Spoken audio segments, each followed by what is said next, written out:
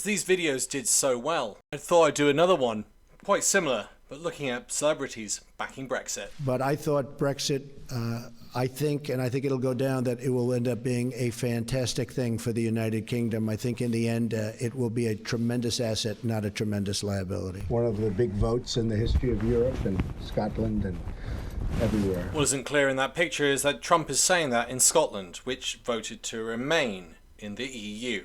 Here are some locals saying what they think of Donald Trump. I can't stand the man.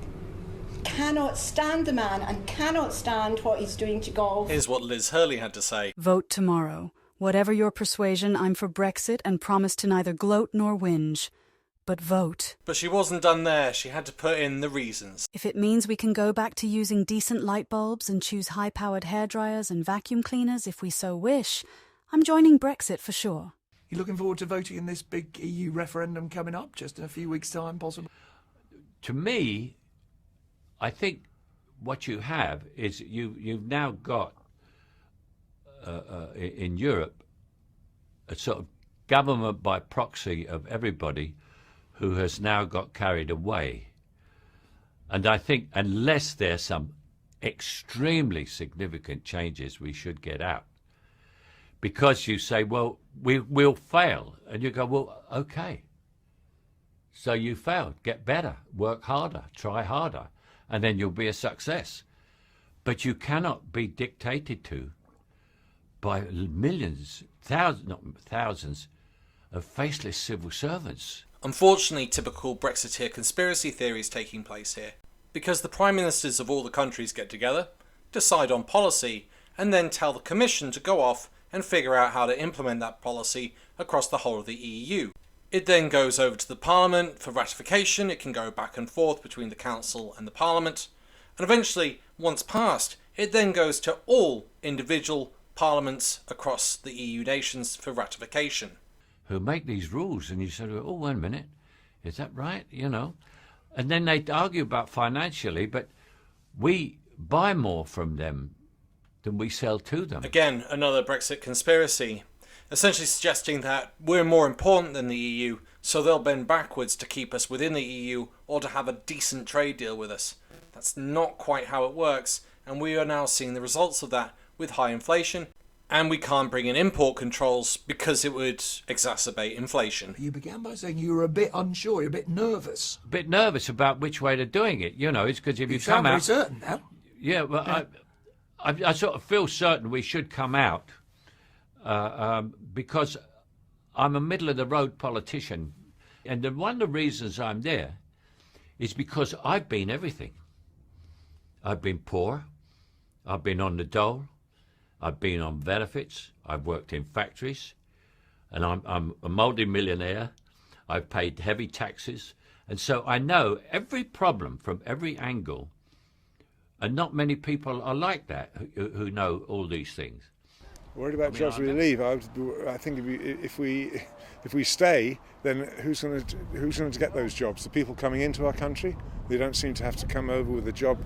Any qualifications, just turn up. Another conspiracy. Actually, the EU gives provisions which Belgium are implementing, and I've done in another video because I showed up that Nigel Farage hadn't got a clue as to what he was talking about, and neither does Ian Botham.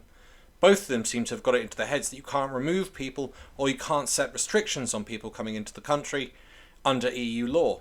Total nonsense. But on top of that, what difference has any of this made? None whatsoever. Immigration is still continuing to fly into the country, and this is another problem, which we'll talk about in a minute. I think it'll get cluttered. I would actually start thinking, hang on a minute, we've got enough people in this country. If you want to have 100 million people in this country, well, then so be it, if that's what you want. Except we've got a declining birth rate, which is only resolved immediately through immigration. Where he gets this idea that 100 million people are coming through, I can only guess. Possibly from Brexit conspiracy theorists. Do it, but I don't think people really want that. And I think that, as I say, it would be nice to get back to being England. And once again, totally ignore all the other countries. Scotland, Northern Ireland, Gibraltar, none of them wanted it. You've also got the overseas territories in the Caribbean, who have been adversely affected by all of this because they're now having to deal with trade barriers with their closest island neighbours, because some of them are in the EU and those are not. But on top of that, those islands didn't get a say. 200,000 British citizens had no say on being affected by Brexit. Of course, UK. Note how the reporter had to correct him. Next, Joan Collins. You are a very enthusiastic Brexiteer. I absolutely am. I've been from the very beginning. And I think it's going to be very good for us. I mean, it's, what, 45 years, 50 years? And I mean, I've been able to go to France with no problems whatsoever. You were just in Paris, right? I just came back yesterday. Everybody's very happy there. There's no terrorism. I mean, you don't see a lot of policemen around. You see loads of tourists. It was beautiful. The sun was shining. I went down the Seine. I had a great time. And there was a feeling of joie de vivre. There really was. I don't know what planet Joan Collins is on, but it clearly isn't this one, because she lives in La La Land.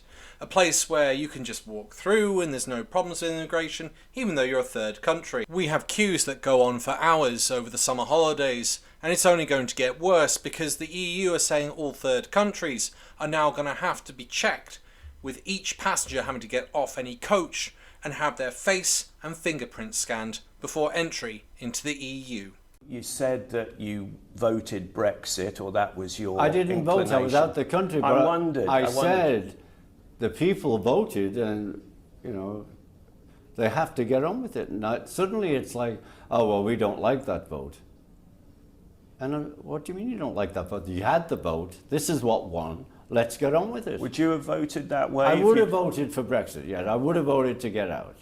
But don't tell Bob Geldof. Why did you vote that way, Ringo? Well, because I think it's a great move. I think, you know, to be in control of your own country is a good move. Of course, you won't be around. No, I'm living in America, so. It's amazing how so many of these millionaires travel back and forth from Europe or don't even live in the UK, but they're backing Brexit. Brexit looks like it's getting further and further away. Is it going to be bad for British rock music?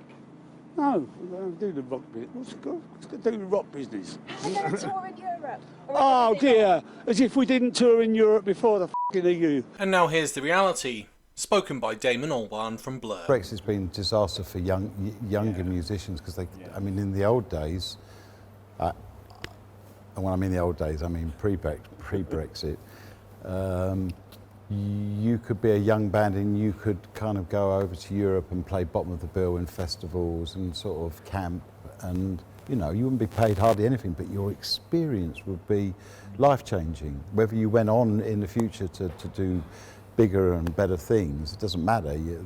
That's kind of sort of like a solid foundation for the rest of your life. And that kind of creativity has been very much curtailed for people on this island, because it's expensive now to go over there. It's not straightforward. You have to pay, you know, for visas and all that stuff that weren't necessary. It's a travesty. You know, Brexit was a travesty, and if you want to sign up to be ruled by a f***ing mafia, you do it. Like being governed by FIFA.